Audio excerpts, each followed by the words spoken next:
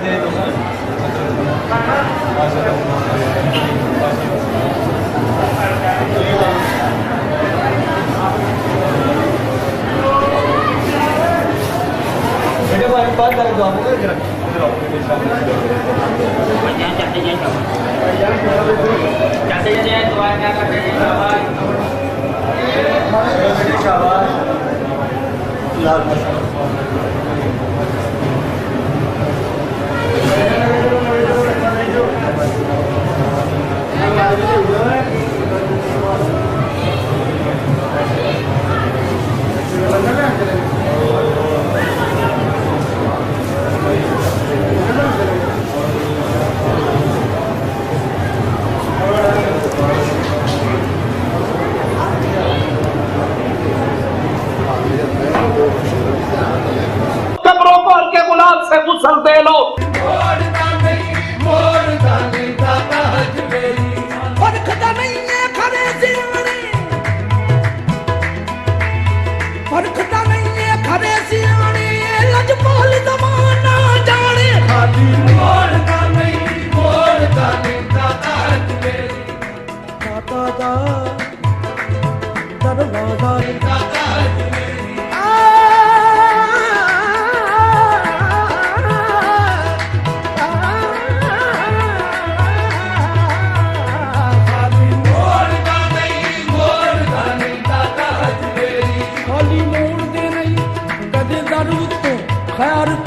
سوالی دی پا دیں گے ایب ویک دیکھ منگ کے مور کا نہیں داتا حق میری تو سچے دی تو ویک منگ کے چاک نو نہیں نو داتا دیا دی دادا دیا دی دادا چاک نو نہیں نو دادا دیا دی دادا موڑ رکھ لے دادا کیا دی دادا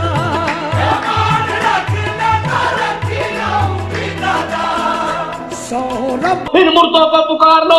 تم نے عبادات میں، عقائد میں، اعمال میں جو جو نئے کام کرنے ہیں کر لو، لیکن یاد رکھو ایک گھڑی قیامت کی آنے والی ہے۔ مالک فرماتا ہے دنیا میں تمہارے کیے ہوئے کاموں کو اس دن تمہیں اطلاع دی جائے گی، خبر دی جائے گی۔ اس آیت میں بھی خواہش کی اتباع کرنے والے گروہ کا ذکر ہے اور اس سے مراد اہل بدعت ہے۔ وَلَا تَكُونُوا مِنَ الْمُشْرِكِينَ، مالک فرماتا ہے مشرکین میں شامل نہ ہو۔ من الذین فرقوا دینہم وکانوا شیعا، جنہوں نے اپنے دین کو ٹکڑوں میں بدل دیا، گروہوں میں تقسیم ہو گئے۔ یاد کر لیجئے اہل توحید وہ مکہ میں ہو، مدینے میں ہو، وہ پاکستان میں ہو، وہ انڈیا میں ہو، وہ افغانستان میں ہو، وہ سری لنکا میں ہو، دنیا کے کسی کونے پر اہل سنت، اہل الحدیث، اہل توحید وہ لوگ ہیں جو یہاں پہ عقیدہ ہے وہ وہاں پہ عقیدہ ہے۔ یہ اہل سنت کا معیار ہے۔ سنت بین الاقوامی ہوا کرتی ہے، بدعات علاقائی ہوا کرتی ہے۔ ہر ملک کی اپنی بدعتیں، کہیں تو کالی ہنڈیا کوٹھوں پہ الٹی رکھی ہوئی، کہیں جوتیاں گاڑیوں کے سامنے بنی ہوئی، کہیں ٹرک کے ساتھ کالے کپڑے لٹکے ہوئے۔ کسی ملک کی کوئی بدعت ہے، کسی ملک کی کوئی۔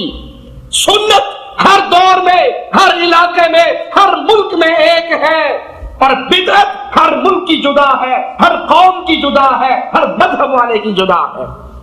یہ اہل بدعت ہے جو اپنے دین کو ٹکڑوں میں بدل دیتے ہیں، گروہوں میں تقسیم ہو جاتے ہیں۔ کل حزب بما لدیہم فرحون، ہر گروہ جو اس کے پاس ہے وہ اس پر راضی ہے۔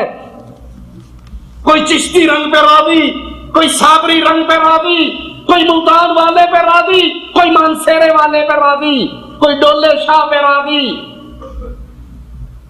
جب سنت کو چھوڑا، بدعات ہاتھ میں آئی، بدعات کے رسیاں ہوئے، تو بدعتوں نے نہ دین ایک رہنے دیا، نہ ملت کو ایک رہنے دیا، نہ قوم کو ایک رہنے دیا، نہ برادری کو ایک رہنے دیا۔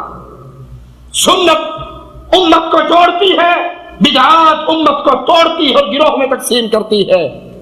لیکن اہل بدعت دین اسلام کے نام پہ نئے نئے کام کرنے والے، کاش مالک کے کلام کے الفاظ اپنی پردہ سماج سے ٹکرانے کے لیے کان پہ لگے ہوئے ڈانٹ کھولیں۔